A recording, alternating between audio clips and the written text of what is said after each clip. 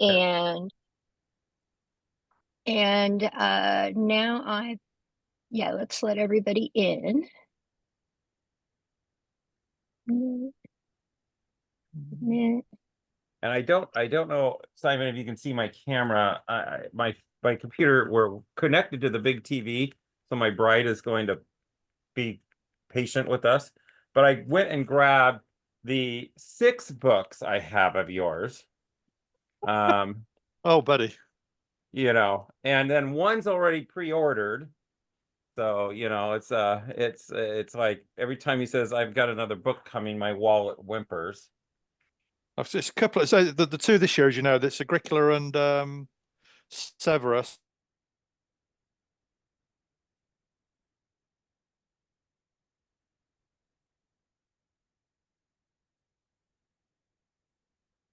Oh,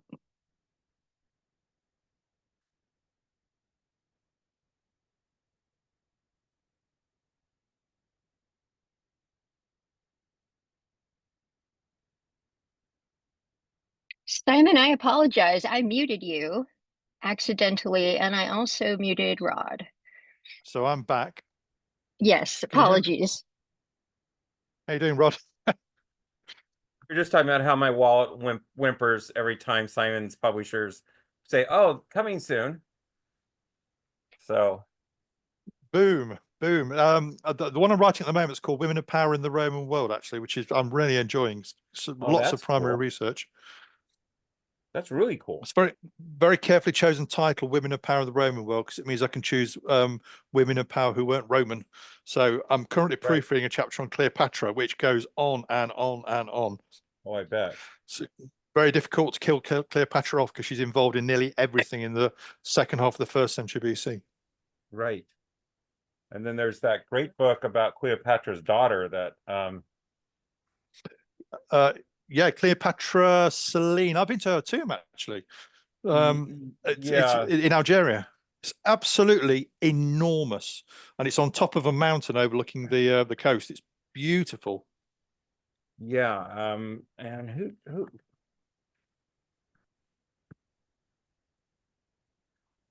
I just signed Draycott, Doc Draycott, Yeah, uh, that's Jane right. And Draycott. Yep. Guy de Labedière has published one recently as well about the fall of Egypt and the rise of Rome. So that's looking at the later Ptolemies. Oh, wow. So the later Okay. the later Ptolemies are fascinating to look into. Yeah. Yeah. So, okay, Not Jess, why many. don't we go one more minute and then we will get started. We'll let Simon take over. Well, after we do an introduction, we'll give one more minute, folks. Thanks for joining us. A few of us are just chatting, so. I think I've got one of my friends joining, Rod, who lives in Doncaster, which is a town in South Yorkshire, which, like many towns and cities in Britain, was originally a Roman fort. So it's the Oh, nice. Caister on the Don. Okay. Yeah, I spent about 30 hours in York, and I have to say it might have become my favorite city in England. It's where Severus died. It's where my Yeah, book launch is for the book launch, actually, on the there 23rd of you go. September. Okay, with that, good morning and welcome everybody to this Augustan lecture. My name is Rod Fleck. I'm the chairman of the Augustan Society, a society that's dedicated to history, genealogy, royalty, chivalry, and Jessica, Heraldry. heraldry. I had them all this morning, Jessica. I was actually rehearsing this. I nailed them all. And we are very, very grateful to be hosting Simon Elliott in this virtual talk. Simon has done a presentation for the Augustan Society in the past on Roman Britain's pirate king, Horatius, and that associated with his book, The Sea Eagles, the Empire, and the Classics Britannica. And so today he's going to be talking about Septimius Severus, and just I can't say enough things about Simon. Simon's a great chap, gamer, fan nerd, and a great writer. If you're not familiar with his work, it is they're books that you can start with having a very limited knowledge, and when you're done at the end, you have a really good base and ground to continue to build upon. And I tell a lot of my colleagues it's like reading a military briefing book a lot of times, in a good way, and because it tells you what you need to know, guides you through it, and then gives you the ability and expands upon it and more and more and more as you read through each chapter. So it's a great read to get in. So we're hoping with that, Simon, we'll let you take it away. I jumped over not introducing all your titles. I'll let you do that. But from archaeologist to Jane's ships, Simon comes to us with a world of knowledge. Rod, can you do my PR, mate? Well, I'm a government attorney that works for Good elected job. Good job. executives. Yes, I could do that, Simon. No Good, problem. good job. Two spin doctors together there, buddy. There you go. Firstly, the first thing I'm going to say, Rod and Jessica, is the last time I spoke to you, it was midnight at my time. So thank you for being kind to me today. Secondly, as always, it's an honor being an honorary member of the Augustan Society, leading as I do the Derbyshire branch in the Midlands of the UK. Thirdly, what do I do? I'm an archaeologist, historian, and broadcaster. Fellow of the Society of Antiquaries in the UK. My doctorate's in classics and archaeology, and I've got an MA in war studies from KCL and an MA in archaeology from UCL. I love the Romans, I love archaeology, and this story I'm going to tell you today basically hits every single base for me because it's about the African emperor, Septimius Severus. So I wrote my first book on Severus, some of it based on my PhD research, called Septimius Severus in Scotland. The book on the left here, which came out in, I think, 2016, actually, and is still selling well. And it tells the story of Severus, the last 2 to 3 years of his life, when he campaigned in the far north of Britain, which we call today Scotland, and then died in York in AD 211. And I'll give you all the biographical detail in the presentation. The image on the right is the new book I've got coming out, which is a full fat biography of Severus called The African Emperor, which is going to be published by Icon Publishing and Belinda Audio in September. So, and it's getting a lot of traction already because it's really a story which resonates in the age in which we live. This is a great warrior emperor. Okay, so let us begin. The image you've got there, I'm just going to turn radio 3 off, hold on. The image you've got there is called the Severan Tondo, which is a plate-sized artwork, which is on wood, which was painted in exactly the same style as a fire-in portrait in Egypt when Severus was there. So Severus and Julia Domon, his wife, on the left, that's Caracalla, and the Memoria Damnatio image, that's Gita. They would have seen it. So this is an image of them. They would have seen themselves. And it's now in the Altars Museum in Berlin. And I've held it, and it is just absolutely stunning. It's one of the very few contemporary images we have of a Roman emperor, certainly of a Roman emperor's wife. And this is how they would have wanted to be portrayed themselves because they saw it. So it touches on a number of themes here. One, Severus was born in Africa. That's why I call him the African emperor. He was born in North Africa in modern Libya. Secondly, he was dark-skinned as well. So that's basically how he looked. And I'll give you some more family background later, because actually he's got more in common with Hannibal than he has with the Romans.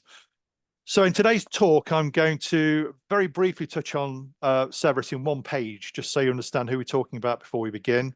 I'll talk about the sources and why he's so well referenced. He's a very easy emperor to write about. And it's interesting in the age in which we live that he's not better known, actually, because you've got the likes of Hadrian, Trajan, Julius Caesar, not an emperor, Augustus, all very well known, all featuring widely in modern literature, in contemporary culture. Severus doesn't. And yet Severus was the Roman emperor who controlled more legions than any other Roman emperor, 33. And Severus is the emperor who increased the size of the Roman Empire geographically for a lengthy period to its greatest extent. And he reset the Roman Empire in a North African fashion as well when he was the emperor. So in the Roman world, he was a man of absolute power. Okay. Because I'm going to finish the talk on Severus in Scotland, I'll then briefly touch on Britain in the 2nd century AD. I'll then give you a proper biography of Severus and talk about Severan Rome as well. I mean, and as Rod knows, I frequently lead professional tours, archaeological tours in places like Rome. And when I do, I'm always struck by how much of Rome today is Severan.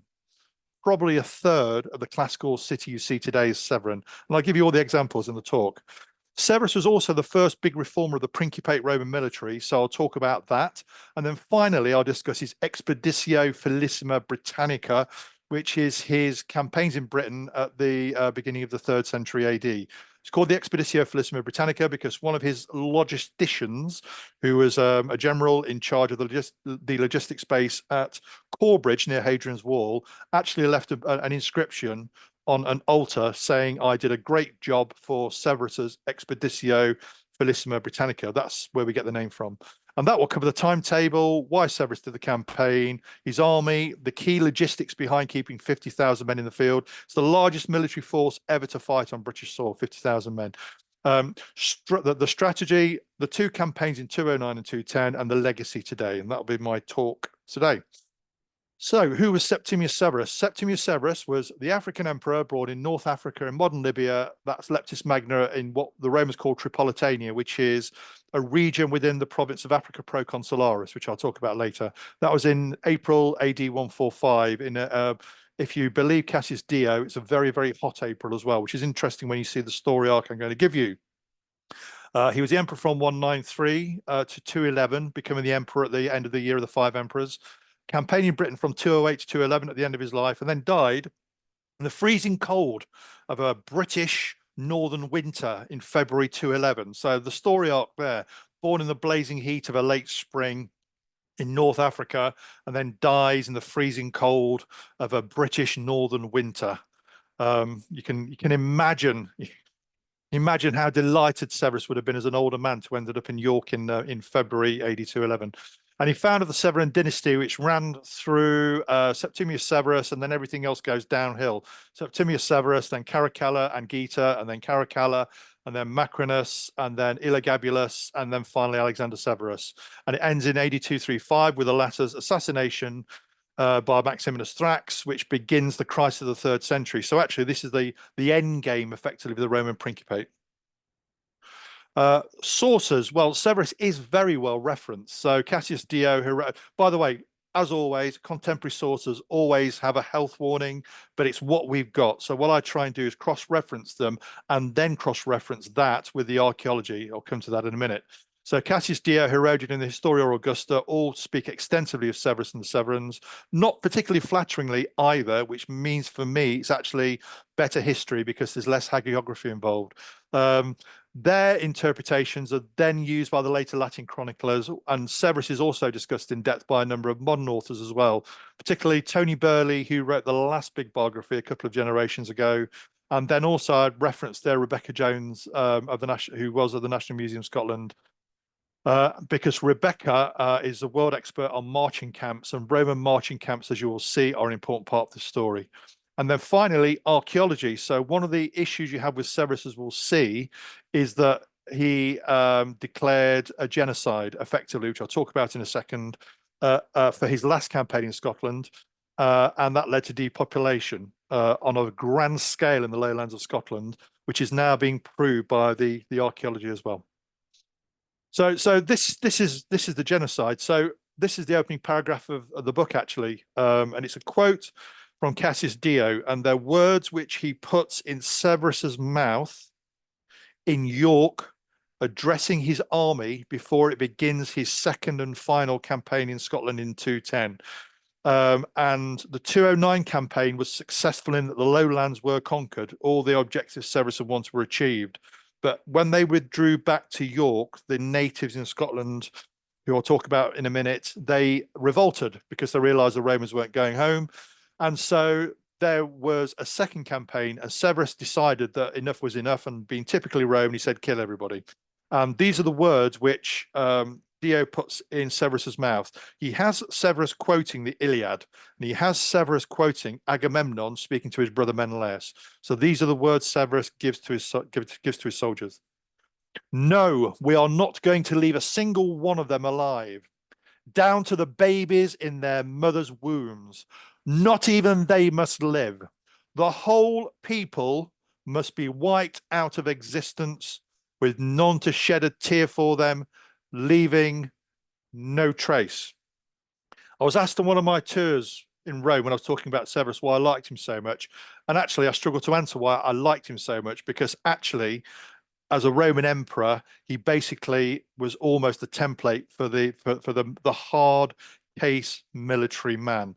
He was only interested in the military, never interested in politics, hated the Senate, all about family, the Severans, and about the military. And that's his genocide. So let's talk about Britain in the 2nd century AD. Well, as Rod will remember, I always say that Roman Britain was the Wild West of the Roman Empire, because you're a long way from Rome.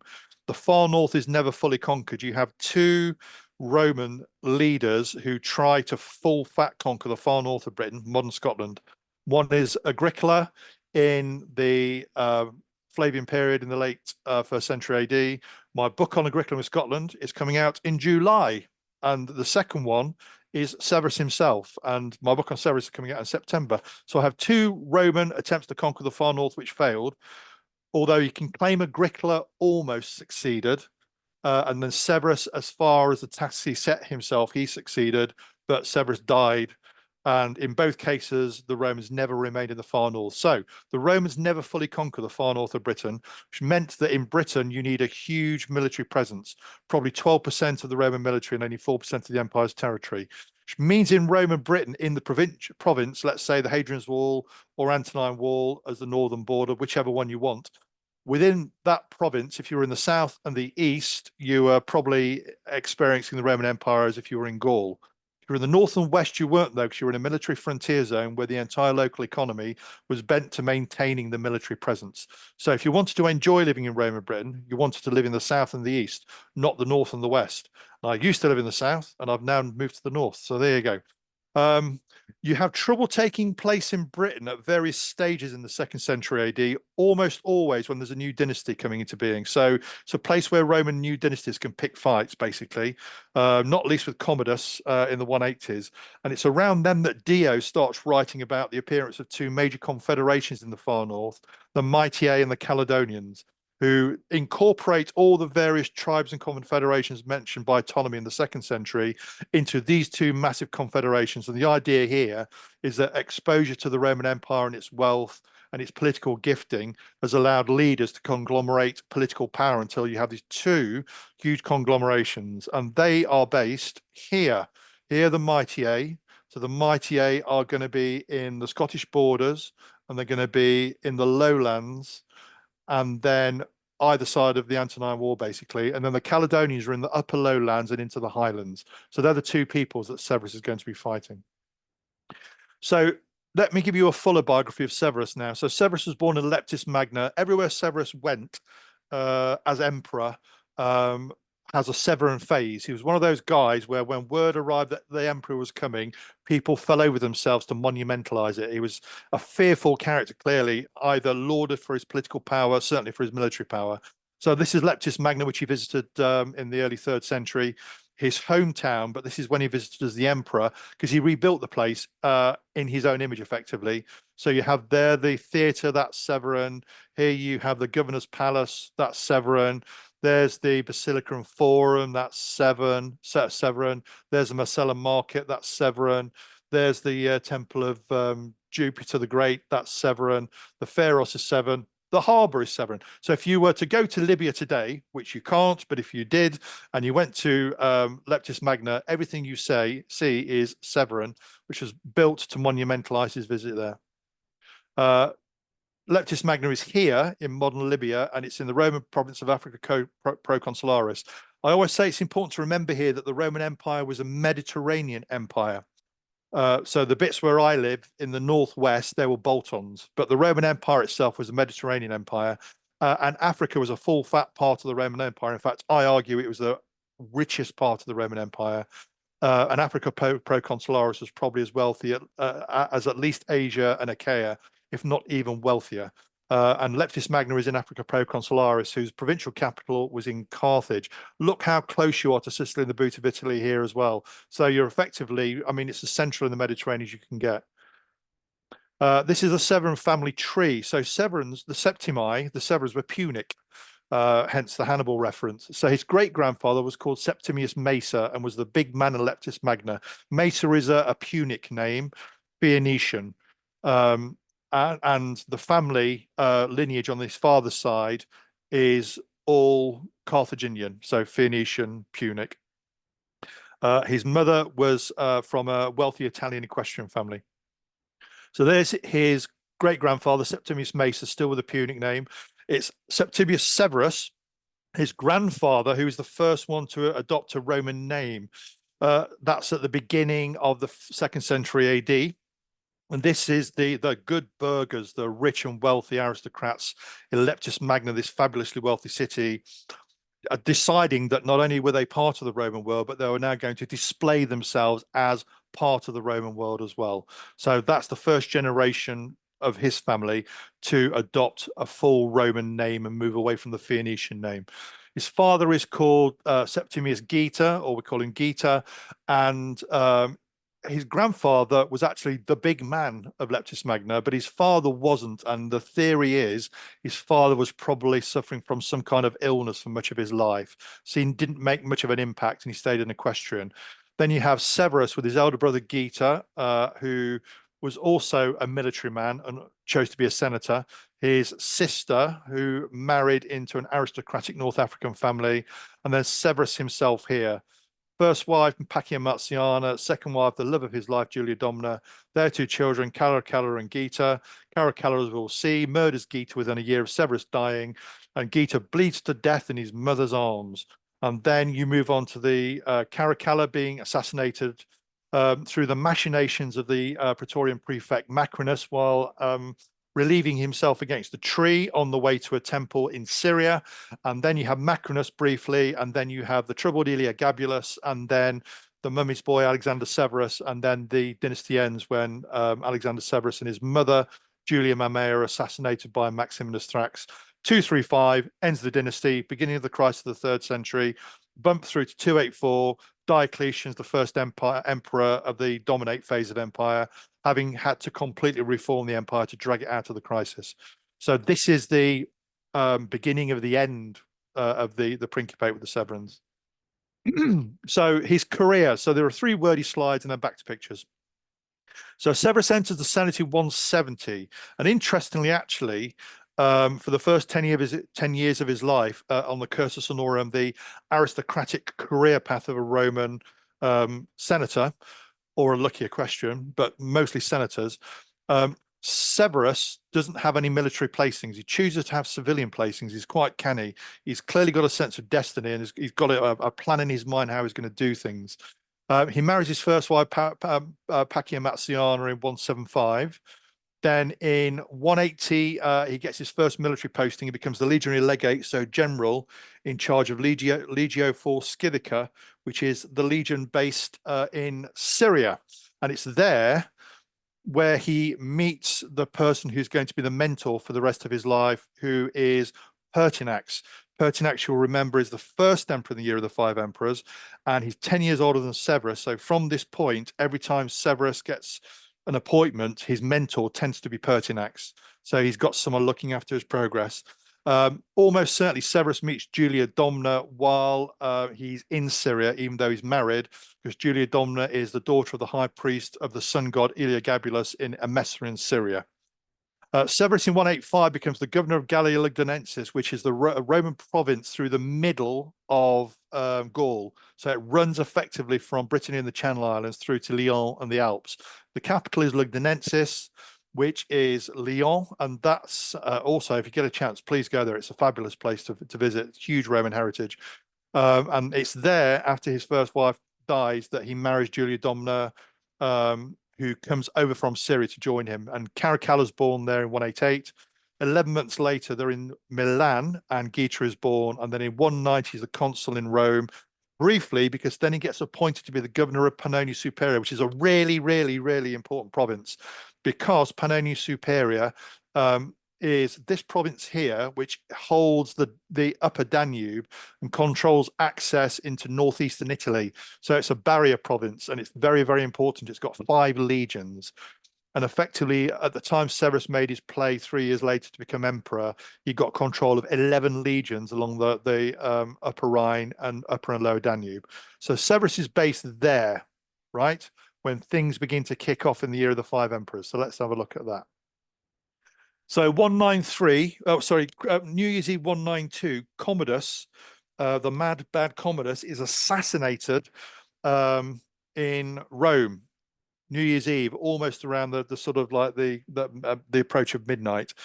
And here what happens is the Praetorian prefect and the court chamberlain and his mistress Marcia get word that they're on a proscription list and they're due to be killed themselves and sent to the arena early in the new year. So they move first. And Marcia tries to poison him as he comes out of a drinking session with poisoned sweetmeats. But because he's drunk, because it's New Year's Eve, he goes and has a bath, and while he's in the bath, he sweats the poison off, but he realizes something's wrong, gets out of the bath, accuses Marcia of trying to kill him, but they've got a good plan B. The plan B is to have Commodus's wrestling instructor called Narcissus on hand to strangle him to death, which is how Commodus dies.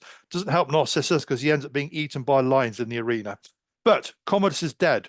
So the Praetorian Guard elects the consul, Pertinax, who at that point is the prefect of Rome. So he's like the mayor of Rome. He's elected emperor. And Commodus lasts 3 months because he wants to be a worthy emperor. He decides that he's going to style himself a Marcus Aurelius. So at the end of January, a month in, the Praetorian Guard go to him and say, "Can we have some money?" And he says no. At the end of February, they come to him and say, "Can we have some money?" And he says no. And then they say, "If you don't give us some money, we'll kill you." And they come back a month later, and when he says no again, they kill him. So Pertinax is dead. And you have this bidding match between Pertinax's father-in-law and Didius Julianus at the Praetorian camp just outside of Rome to become the new emperor. And Didius Julianus wins, but he's only emperor himself for 2 months, because you have 3 major military figures who, on hearing of Pertinax's death, declare themselves to be emperor. Firstly, Severus, who is infuriated that his mentor has been assassinated. So Severus, who's on the Danube and nearest, he's got 3 legions immediately to hand. You've got Clodius Albinus, who's the governor in Britain. He declares himself the emperor. And Pescennius Niger, who's the governor in Antioch in Syria. He declares himself the emperor. The interesting thing there is all 3 of them were mates. In fact, with Pertinax, all 4 of them were mates, because they'd all served as a band of brothers in the Marcomannic Wars under Marcus Aurelius, and they'd been really good mates. And now they find themselves all at each of the throats, killing each other in the year of the 5 emperors. So Severus is the first mover because word reaches him first on the Danube, and very quickly he's in the imperial capital. So let's have a quick look at some of the characters here. That's Pertinax. This is a bust from Lullingston Roman Villa in Kent in Britain, but this is the bust of Pertinax, which is in the Vatican Museum. The amazing thing about that is millions and millions of people see that every year, and no one knows who he is. But to the Romans, because he was the son of a slave who became the emperor of Rome, his father being a former manumitted slave, Pertinax actually was the son of a slave who became the emperor of Rome. So it's the everyman story which the Romans loved.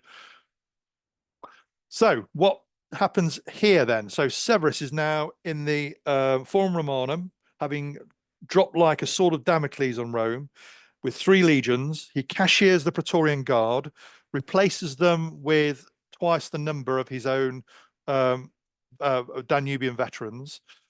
He makes Albinus his Caesar to buy him off for a short period of time, then goes into the Senate, draws his sword, legionaries behind him, says, "I'm the emperor," and the senators say, "Absolutely, sir, you absolutely are the emperor, not a problem."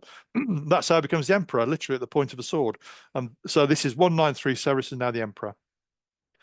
He chooses first to target Niger, who's the governor of Syria, and the border states between the Roman world and Parthia, so Persia, who are backing him as well. And that's his first Eastern campaign. And he's successful, and he defeats Niger, and Niger's killed. Severus is about to invade Parthia, but then he gets word that Albinus has usurped in Britain, and he's decided he doesn't want to be Severus as Caesar anymore. So he invades Gaul, and he brings the 3 British legions and a Spanish legion with him, and then occupies Lugdunum, where Severus married Julia Domina and Caracalla was born, because he knows that Severus can't ignore that because it's a personal slight. So Severus has to hot foot it back through from Syria, through Anatolia, through Greece, and then along the Danubian frontier, gathering troops as he goes along, and then he drops down again, another sword of Damocles, from the Rhine frontier onto Lugdunum. And you have this titanic battle, the Battle of Lugdunum, which takes place in 193, the largest civil war battle in Roman history, where Cassius Dio says that 300,000 men participated. Clearly wrong, because that's nearly all the entire Roman military. But it was a big battle, and Severus only just won, lost 2 horses under him. It may be here that he had the injury, which we interpret today as gout, because he later in life suffered from gout. May have been a badly broken foot, actually, from falling from his horse, which didn't heal properly, and then came back to haunt him later in life. But Severus only just wins. But in so doing, Albinus is killed as well. So now there's no people standing as Severus's way as the only emperor. And then Severus has to drag Britain kicking and screaming into the Roman world again. So he had this scourging of Britannia where Severus sends troops over. And what they do, very importantly in the world in which we live, is they build the first land wall of Roman London, which later became the medieval wall of Roman London, which delineates physically the square mile, so the city of London, to this day. So the financial powerhouse of Europe, the square mile in London, is physically delineated by a wall which was built by a Roman emperor from North Africa, which I love. And then you have his second campaign where he invades Parthia, and he's highly successful, one of the most successful Roman invasions of Parthia, sacks the Parthian capital Ctesiphon, and then he campaigns in North Africa and has this monumental parade through North Africa as he's campaigning, and everywhere you find this built environment from the Severan period. When I go to anywhere in Algeria leading tours, there's Severan buildings everywhere. And then he returns to Rome. He was only in Rome as emperor 4 times, and each time for a few months, because he hated it. He liked being out on campaign, didn't like the Senate at all. And finally, in 208 to 211, he campaigns in Britain, and then he dies in York. So a few pictures. That is a really lovely section of the Roman land wall in London near Town Hall Tube Station. The higgledy-piggledy bits on the top, they are medieval, but the very nice bits on the bottom, that's the original Severan land wall, as built by the military inspectors sent by Severus to Britain to remind the people who the boss was. And bear in mind, there was no external threat there to build the wall. So this is a monumental statement saying to the people in London, if you misbehave again, look what I can do. Power writ large. That's Roman York, where Severus later died in 211. So this is the legionary fortress built by the 9th Legion, 9 Hispana, later occupied by 6 Victrix.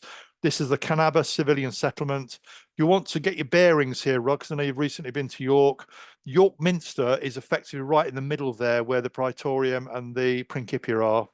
And that's the Praetorium is where Severus turned into the Imperial Palace for the last 3 years of his life, as I'll discuss. And the railway station, railway museum is here.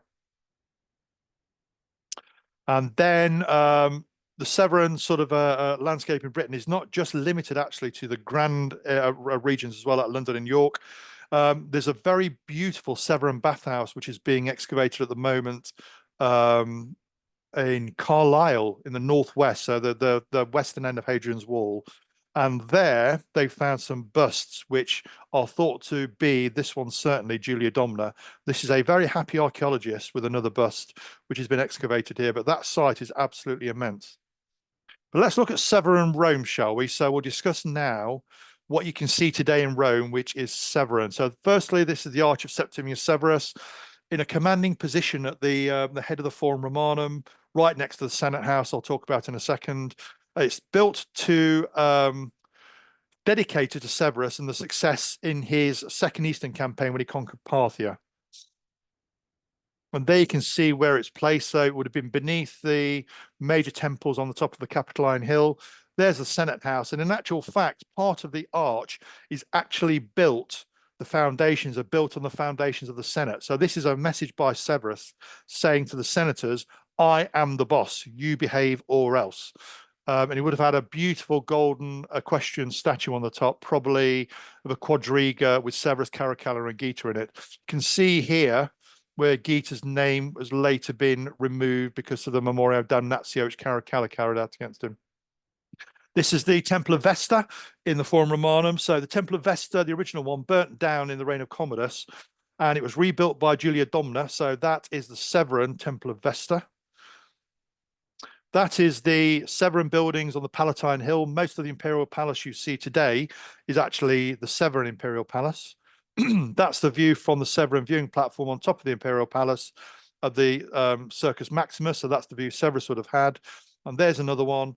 And then if you look through the shimmering heat haze of a Roman spring or summer, you'll see to your left from that platform the Baths of Caracalla. So the Baths of Caracalla on the Via Appia were actually Severan. They were built by initially, the building phase was begun by Severus. They were going to be called the Baths of Septimius Severus, and it was his gift to the people of Rome, this monumental building complex, which is the first thing you see of Rome as you approach on the Via Appia before you get to the Servian walls. Obviously, culturally appropriated by Caracalla as soon as Severus was dead. So I always think of them as the Baths of Septimius Severus.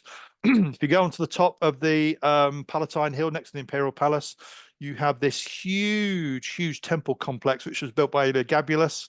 So that's Severan with this commanding position over the Colosseum. Oh, that's a very happy looking archaeologist on the platform of that very temple. And then just opened, actually, if you get a chance, go and see this, the only existing physical map of Rome that you can see today is Severan. So it's built in the reign of the Severans. It's called the Forma Urbis. It was originally on the wall of a temple which had been built in the Forum of Augustus, so just to the immediate north of the Colosseum.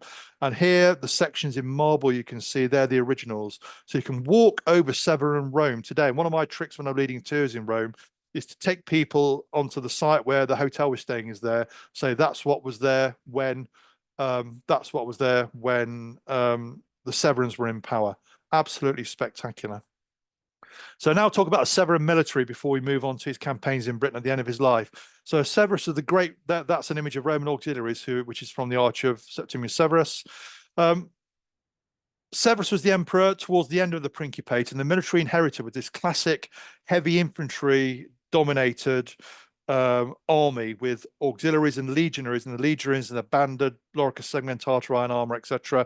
As you can see here from Trajan's column, or as you can see here, which is a panel reused from a monument to Marcus Aurelius, so 2nd century, but was later reused on the Arch of Constantine, because when that was built in 313, the Roman treasury was bust because of the civil war. So they reused panels on earlier monuments. But you can see here, you've got the lorica segmentata. So this is banded iron armor. It's this classic image you find on any book about the Roman Principate military.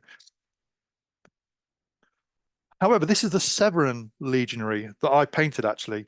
And it's called the Severan legionary as sold. And the reason is he doesn't have the classical weapon of the classical throwing weapon of the Roman legionary, the Principate, the pilum. It's been replaced by a spear. And often images of legionaries from the Severan period onwards, they have the legionary with a spear. That's because you start seeing the panoply changing, reflecting the differing nature of the enemies they're fighting. So instead of looking at heavy infantry versus heavy infantry, they become more flexible. So the first thing is you have a spear, which is more flexible than the pilums. And then you move on to round plank shields, as well as you have with the later Roman legionaries. This is from the Arch of Septimius Severus, almost certainly a Praetorian. You can see he's got lorica segmentata, but he's got a round shield. And here you can see Roman legionaries here and here on the Arch of Septimius Severus fighting in what is effectively a phalanx-like formation against Parthian cataphracts here led by the Parthian king.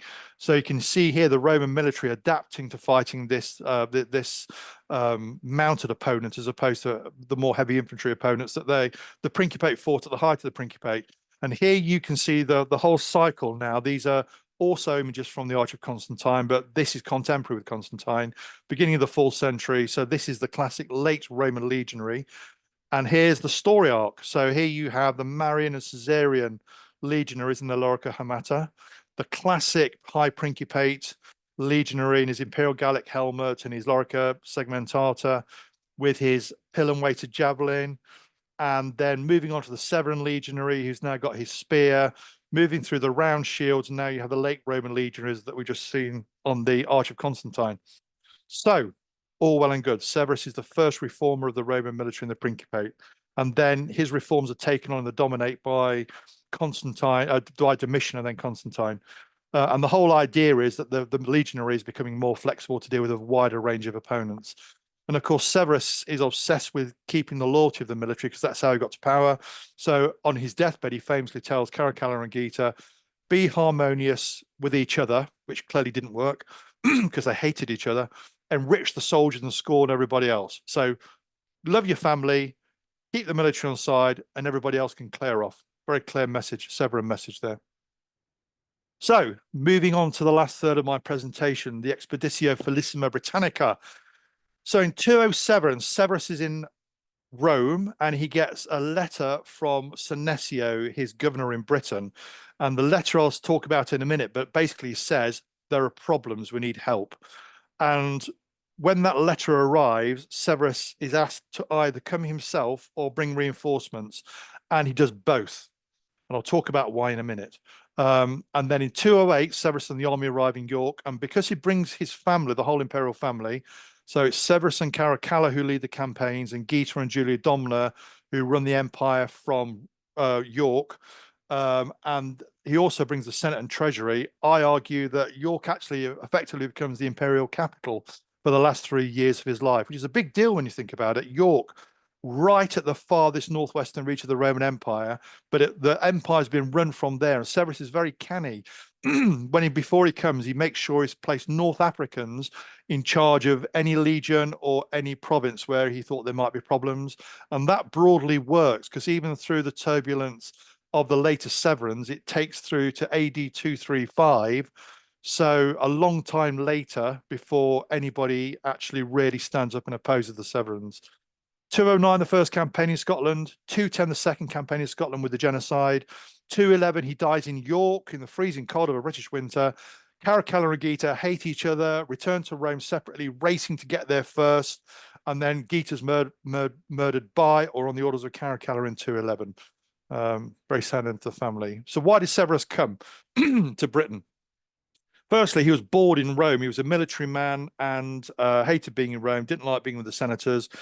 Where could he find a punch-up in the Roman world? Well, the one place he'd not been was Britain. Secondly, Caracalla and Geta were famously misbehaving in London, squabbling and fighting and living the high life. And you can imagine the sort of like the behavior of the two of them. So Severus wanted to get them out of trouble. You also have this famous poem that Horace wrote about Augustus. So Horace is a contemporary of Augustus, and at the end of the 1st century BC, beginning of the 1st century AD, he writes a poem, and it should be hagiographic. Most of them are about Augustus, but this one's not. This poem says Augustus will only be a god if he defeats the pesky Persians and Britons. Now, Augustus cannily found excuses to do neither. Famously planned to invade Britain 3 times and found an excuse each time. Severus has conquered the Persians. So if he can conquer the Britons as well, which no other Roman's done both, he's going to be better than the great Augustus. And to the Romans, Augustus was the great emperor. Julius Caesar, to us, is the greatest Roman, not an emperor, but still the greatest Roman. But for the Romans, it was Augustus. That's why the senior emperor is an Augustus and the junior emperor is a Caesar. He's his last chance at military glory because he was ill, suffering from what people interpret today was gout, but I think might have been a battlefield injury. In the campaigns in Scotland, he didn't ride at all. He was carried in a sedan chair. Also, the northern border was still undermanned after the usurpation a decade earlier by Clodius Albinus. Remember, Albinus took all 3 British legions to Lugdunum for the Civil War battle, and they were really, really ravaged in that battle. So they're still being rebuilt. So the northern border is probably undermanned. You have this line in Senecio's letter saying the island will be overrun. I need the emperor or reinforcements. Take note there. The island will be overrun. He's not saying here the north will be overrun. It's not like William Wallace capturing York. It's not the north. This is the whole island he's saying is under threat. and I need the emperor reinforcements, and he gets, I call it the Severan surge. He gets both. To my mind here, this might be a setup in actual fact, with Severus arranging for the letter to arrive to give him the excuse, which I talk about in the book. And then you have the Mitan Caledonians themselves, often not thought of at all about why the Romans would have been campaigning against them. So let's look at it from their perspective. Firstly, this is a warrior society, and with a warrior aristocracy, you've had these new confederations which have been together for a fairly short time. The leader or leaders need to make sure that their warrior aristocracy is well catered for in terms of wealth, and to do that, they need plunder from the Roman world. And also the Roman campaigns in the 209 and 210, all the writers say the weather was terrible. And remember, the Romans were never shy in describing the weather in Britain. Today in Britain, we laughably call our weather changeable, but the Romans didn't. They called it as it was, cold and wet. And even then, the classical sources say the weather was terrible. So you may have had a sort of a sequence of bad harvests. So the natives in the far north, the Britons, the Mitan Caledonians, could have had a harvest shock. So they may have needed food as well. So what was the force that Severus put together? So I call this shock and awe writ large. 57,000 men, 50,000 foot troops, the 7,000 men of the Classics Britannica regional fleet, arriving on every port on the east coast. And who was involved there? Well, he brought the entire Praetorian Guard, which was 10,000 strong after he doubled it in size. The Imperial Guard cavalry, which Severus also doubled in size. And then Severus's own pet legion, one of his three foundings, Legio II Parthica, they came along. You've got the three British legions who are veterans fighting in the north of Britain, even though they're under strength, as discussed.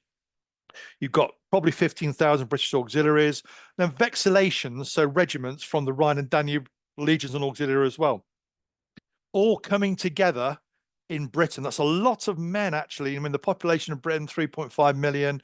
So there's 50,000 men coming to be based around the northern city of York. And then the regional fleet, the Classics Britannica as well. And the Classics Britannica is often overlooked in this campaign, but not by me, because I've got a book about the Classics Britannica called Sea Eagles of Empire, available in every good Barnes and Noble. And this is a beautiful picture. I love this. It's called the Dover Patrol. And here you have three Liburnae bireme galleys of the Roman sort of late Principate fleet. How do we know what they look like? Because of one of my favorite pieces of archaeology. This is a Roman lead waster. So it's a lead ingot, which for some reason was thrown away. This is on the reverse side. And here, someone's graffitied in the beginning of the 3rd century, a Roman galley. And it was found in Brancaster, which is the early Saxon shore fort on the north coast of Norfolk on the Wash, dated to around AD 220. So it's Severn itself, from a period when the Classics Britannica still existed. And here you can see, there's the ram, you can see the planking, you can see the shields, you can see the foremast, you can see the mainmast. What a fantastic piece of graffiti. Scribbled by somebody who saw a Roman galley, war galley firsthand. Absolutely mind-blowing. You can see here the major roadways of Roman Britain. So logistics is very important here. You're using the coast here to get the troops over. You're moving up and down the coast. You've got logistics bases I'll talk about along the coast as well. Then you've got the main road. So you've got Watling Street going here from Richborough on the East Kent coast through Roxton to Chester. Ermine Street going from London through Lincoln to York. Deer Street from York up to the Forth. And then the Fosse Way from Exeter through to Lincoln. By the way, Roger, wanted to know where I lived. I live about there now. So I'm half an hour away from Lincoln and an hour away from York. Nice. So logistics are a key part of this. If you're keeping 50 men in that 1,000 men in the field, in the pre-modern world, you're going to do it by water if you can. And here that's the case. So the Romans built a series of fortified harbours on the northeast coast of Britain and into Scotland, which are the key anchors to get the logistics up and down the coast. And then they're sent down river systems to actually meet the legionary spearheads, which they're then supplying. So this is what a Roman fortified harbour would look like. This actually is in southeast Wales. It's Caerleon. But you can see there's the amphitheatre at Caerleon. This is the legionary fortress. That's the fortified harbour. These are Liburnae war galleys. So that's what we're thinking of. The first one was at South Shield, so near Newcastle, Roman Arbea, on the south side of the Tyne. And the number of granaries there was increased by a factor of 10 in the Severan period to store the grain to feed the troops. Next up the coast, they built one at Cramond on the Forth near Edinburgh. Again, you can see this fortified harbour there. There's the harbourage.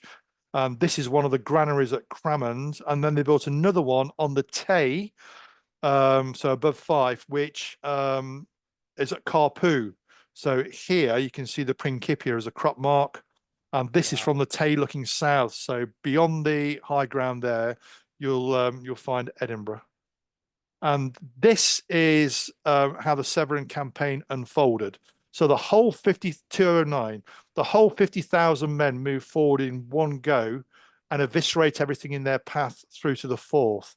The Severan phase at Vindolanda, south of Hadrian's Wall, intriguingly is a series of round houses. So the fort platform, the Flavian and Antonine fort platform is flattened, and then they build on it a Roman street grid, and then they build roundhouses by the looks of it. And the interpretation there is it's a concentration camp for captured natives from the Scottish borders. So the 50,000 men are unstoppable and they reach the Forth. All this time, the fleet is sealing off the coast and providing the logistic support and scouting. Severus then builds a bridge of boats across the Forth, probably on the line where the Queensferry Bridge is today. He then sends 2/3 of his force under Caracalla, which go along the Highland line, separating the lowlands and the highlands. And every time they get to a glen, they build a glen block of fort to close it off. And eventually they get to Stonehaven up here, which seals off the whole of the lowlands. So it's sealed off on land and it's sealed off on the coast. It's a terrible place for the Britons to be in. Then Severus leads the remaining third, which include the Praetorian Guard and his 2 Parthica and the Imperial Guard cavalry, and they hammer across the bridge straight through Fife, eviscerating everything they meet, and then fully conquer the lowlands. It is a brutal campaign. In actual fact, the natives don't get a chance to coalesce into a fighting force, so there's no mons graupius, as it were, a meeting engagement as you have with the Agricola. Basically, it's a guerrilla conflict. It's awful, terrible weather. Awful for all concerned. Dio says the Romans lose 50,000 men, which is clearly wrong because the whole army is 50,000 men. But nevertheless, what he's saying is the Romans will suffer a lot of casualties. But the campaign is ultimately successful. Severus declares a victory, heads back down south, mints coins claiming victory, and adds Britannicus as a cognomen to his and Caracalla's names. So they won. A key part of this story are marching camps, as mentioned. So at the end of every day's march, the Romans were building marching camps. And that's how we can see, going back to the old map, where the Roman camps and forts were, because you have this dot to dot of forts, of marching camps and fort from that campaign. That's what a Roman marching camp looks like. Oh, there's a very fine looking Roman legate there. That's at a Roman marching camp in the Welsh Marches, a recreated one. So this is a pretty good recreation of a Roman marching camp, actually. Really enjoy wearing that as well, by the way. There's another sort of map just showing you how this campaign fits together, all in one go through to the Forth, 1/3 along the Highland line, fleet close off the coast. Then Severus piles through with the elite troops and victory, but at great cost with casualties. This is Deer Street, which is the road the Romans went through in the Scottish borders to the Forth. This is near Tremontium, the Antonine fort, near Melrose, Newstead. It's absolutely fantastic. Do go and visit there. There's a Tremontium stone. This is fantastic as a view, because if I go back to this slide here, you can see there at Newstead, there's one of the marching camps, which was used by Severus going through the borders when he had the entire 50,000 men as one group. And the marching camps there in the borders are the largest in the Roman world, actually. They're 70 hectares, so they're the biggest marching camps in the Roman world. And the one at Tremontium there, that's the Flavian and Antonine fort there in the ploughed field. The entire hillside in the background is the Severan marching camp. So that's a marching camp which could have taken 50,000 men. Absolutely astonishing. That's a Roman bridge of boats. This is the one from Trajan's column with Trajan crossing the Danube. just to give a flavour of the jeopardy the Romans were under in this campaign, if you go to the Severan phase of the Roman fort at Arduk, which is the southeasterly of the Glenblocker forts of the Caracallan campaign, it's got five defensive ditches. Okay, so that's the level of jeopardy they were facing. And this is a view from the Gasque Ridge looking towards the Highland line here. And the Gasque Ridge was a series of Roman signal towers, which were Flavian and Antonine, reused in the Severan period to allow the troops on the Tay to communicate back to the troops on the fort to get reinforcements up. You see on the Highland line, you get these gaps here, they're the glens, and it's below these glens where Caracalla built his forts. So the campaigns, I'm almost finished now. The campaigns, the first one in 209, brutal and savage, no meeting engagement, guerrilla warfare. Interestingly, Dio says the natives used appetite suppressant to help keep themselves in the field, called which we now know to be the heath pea, because that enabled them to operate in wet, cold environments for longer than the Romans. Huge casualties on both sides. Roman waiting numbers eventually tells. The natives sue for peace. Coins and medallions to victory. Severus and Caracalla named Britannicus. But the rebellion over the winter, the Romans do it all again. By the way, it looks like it was only under Caracalla because Severus was too ill. And this is when Severus declares the genocide, which appears to have taken place. What's the legacy of these campaigns? Severus dies in York in AD 211, and Caracalla and Geta waste no time in returning to Rome, racing each other separately and hating each other. The military force disperses because there's no political incentive to stay north of the frontier. So the border eventually, just as with Agricola in the late 1st century, in the Flavian period, drops down to the line of Hadrian's Wall again, which is rebuilt. And interestingly, when Hadrian's Wall was first recorded, in the 17th and 18th century, it was recorded as the Severan Wall or the Septimian Wall, not Hadrian's Wall, because the first inscriptions uncovered were inscriptions from the Severan rebuild. Did Severus intend to stay? I think Severus's plan was to stay in the Scottish lowlands, certainly. And if he'd have stayed, they'd have been incorporated in the Roman province. But it didn't happen because he died. Was the effort worth it? Well, the Romans failed to conquer the far north because Severus died, but you do get this bizarre 80 years of peace on the northern frontier. The northern frontier is only mentioned again by the classical authors as part of the carousing revolt at the end of the 3rd century.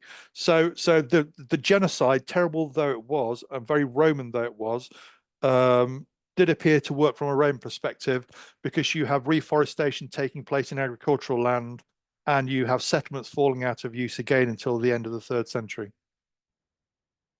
And this is Severus on his deathbed telling Caracalla and Geta to love each other. That didn't work. And look after the military. That did work for him anyway. If you want to know what a Memoria Damnatio looks like in real life, this is the best example I show people. If you ever go to the Forum Romanum and you go to see the Arch of Septimius Severus, do yourself a favor and go around the back, which very few people do, because actually some of the best imagery is around the back, and this is on one of the columns. That is Caracalla. That is Caracalla's Parthian captive. That is Geta, Memoria Damnatio'd, and that's Geta's Parthian captive, Memoria Damnatio'd. Because if Geta had never existed, which because his Memoria Damnatio'd he didn't, then neither did his Parthian captive. That is a full fat Memoria Damnatio. Of course, the legacy and the modern cultural experience can be seen on the movie screen or on your pay-per-view now with Gladiator 2, which features as the protagonists Caracalla and Geta. By the way, I'm not a fan of the movie, but there you go. Caracalla and Geta as the protagonists, but no Severus. The father's not there. If I'd have chosen a bad guy, I'd have chosen Septimius Severus. But Severus does march on through my work, and I've got a series that you can currently view, certainly in Europe on Channel 5, and I'll find out for you and circulate it. Rod and Jessica in the States, which I did with Dan Snow, talking about the Roman amphitheatre, actually. But what a lot of people don't know is that the top level of the Colosseum is actually Severan, because the top level burnt down in the mid-2nd century, and that's the Severan rebuild. And also, I've got a show coming out in a couple of months' time, which again I filmed, where I'm the presenter with Dan Snow, which is in Pompeii, which is not Severn, but is a great place to go and visit. That's me on the Basilica in Pompeii, actually, where Dan and I had permission to film, which doesn't have any steps up to it. So basically, we had to stand on each other's shoulders to get to the top. And this is one of my favorite pictures from my last year in the Roman world. That's dawn over the theatre in Pompeii. When you film in Pompeii, you have to go first thing in the morning between about 5:30 and 10 before it opens, so that you can film without anybody interrupting. There's all my contact details. So that's the end of my presentation, I think. Yeah, end of my presentation. There are my contact details. Happy to take any questions, Rod. Hope you enjoyed it. Thank you. Absolutely wonderful, Simon. Thank you. Thank you very much. And Pleasure. what we'll do now is if folks are interested, we have a little bit of time for some questions, even though we've gone a little longer. But we'll make time for questions. And are there any questions? If so, we'll have you maybe raise your hand. I think that we can do it that way, Jessica. And Jessica and I will try to unmute you and go from there. You should have an option to raise your hand at the bottom of the screen if I did the settings correctly. Yeah. I have to say, Simon, I didn't realize Octomukhi in Fife was one of Septimus's camps. My family's from there. I stopped there, didn't even know. There you go. So What if Severus went fishing in the Tay? there you go. Anyone have any questions? I'm just trying to see if we get any reactions or anything.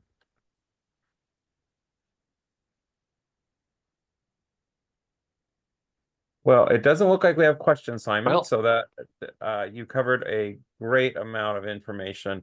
It's always a joy and a delight to listen to one of your presentations here on the Augustan Society, or we have another one on our YouTube channel. That's one of our most watched. So there's another accolade to add to your list. But also we're very fortunate to have the ability to watch you or listen to you on some podcasts, quite a lot on history hits and places like that. So I think there's that. One last call for any questions. There is a question in the chat. Okay. Martin Dolmans is asking, in the Tremontium Museum, there is a lot of military gear. Do you also describe it in your book in detail? I do. I use photographs from the Tremontium Museum in the book itself. It's a lovely, lovely museum. If anybody's in the Scottish borders, do go to visit the Tremontium Museum, which is in Melrose, which is the most beautiful place as well in the Scottish borders, Melrose. So do go and visit, please. Awesome.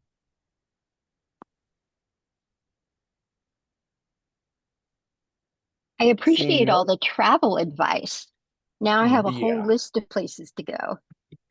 Come and visit. Come with me. I'm going to do my Roman Campania trip in September and October with Andante Travels, and then next year with Andante, which is now on sale as well. I'm doing 6 weeks. I'm doing 2 in Rome, 2 in Campania, and 2 Campania based out of Capri. So, Rod, it's a hard life, mate. Yeah, Jessica, I will say I've shared with Simon virtually. Every time we've tried to meet up in London for lunch, we've had the weirdest set of events happen. And yeah, we have, yeah. and so we've commiserated online. And I keep saying that I don't think I had as good of a guidance counselor in high school as Simon did. So so there you go. We do have you are doing my PR for me. Yeah, anytime I can help you. We have one question here from Sophie McCall. Did his North African heritage affect the buildings he commissioned whilst in Britain? Oh, interesting. That's absolutely right. Yeah, it's a great question, actually. Yeah, absolutely right. If you go back to so he's the emperor. When he comes to Britain and goes to York, he's bringing all the ruling functions of the empire with him, which include his own architects. And because he's North African and he's a proud North African, he surrounds himself with North Africans. There's a certain building style, especially with ceramic building materials, so tiles and things like that, which you can find in Severn period buildings in Britain. In particular, they're finding a lot in the amazing bathhouse excavation that's been done in Carlisle at the moment. So if anybody's listening in the UK, I think that's reopening later in the year and you can get a chance to go. Do go, because it is absolutely immense in size. And the team doing the dig are superb. Simon, let me follow up with that. Is that the what I'm going to call cylinder tiles that are put together to make arches? Wasn't that just something Exactly like right? that? Yeah. Our mate Pete put some pictures in a vaulting, short video about what they found there at the bathhouse. Yeah, and the beautiful thing there is, when I was last in Algeria a couple of years ago, I took some photographs of these North African style tiles, the vaulting tile, from the voussoir vaulting tiles from the roof of the bathhouse in Carlisle, and the ones I took in North Africa in Algeria are exactly the same. They're exactly the same. Thank you for helping with the terms, because I'm an American where I'm like, there are those things, they go together and they're called something special. So you see, that's Lego. Yep. With another comment from the chat, Fiona Bryson says vaulting tubes found in Carlisle, also tiles with IMP on them a lot. Yeah, that's what the ones I've just referenced. Yeah. So do go and see them, because do go and some of them are actually on show in the museum in Carlisle, so you can actually go and see them. That's awesome. Are there any other questions? Otherwise, we're going to let Simon have the rest of his evening there in the Midlands, and enjoy that. Got Doctor Who to watch. Yeah, I watched digging. I watched Sudden Who, a Time Team this morning to get myself in the right British mood. And then I was going to try to watch Doctor Who, but had some chores I needed to get done this morning. So you do it tonight. So there you go. All right, okay, folks, buddy. Have a great day. Those of you who have joined us from all over. Simon, thank you. Have a wonderful evening. Thank your wife for putting up with us overtaking part of your home, and appreciate that. And all the very best to you and all the others out there. If you're interested in the Augustan Society, check us out online. We are rebuilding, reforging the society, and we've been very fortunate with our board. Dame Jessica Hartwell's father started the society decades ago, and we've been with her help and the leadership of our board, we are working on bringing the society back with our publication, The Omnibus, and some of the other things we do. So check us out. And with that, everybody have a wonderful day. Enjoy it to the fullest. Thank you again, Simon. Bye, everybody. See you, Rod. See you, Jessica. Bye-bye. Thank you so much.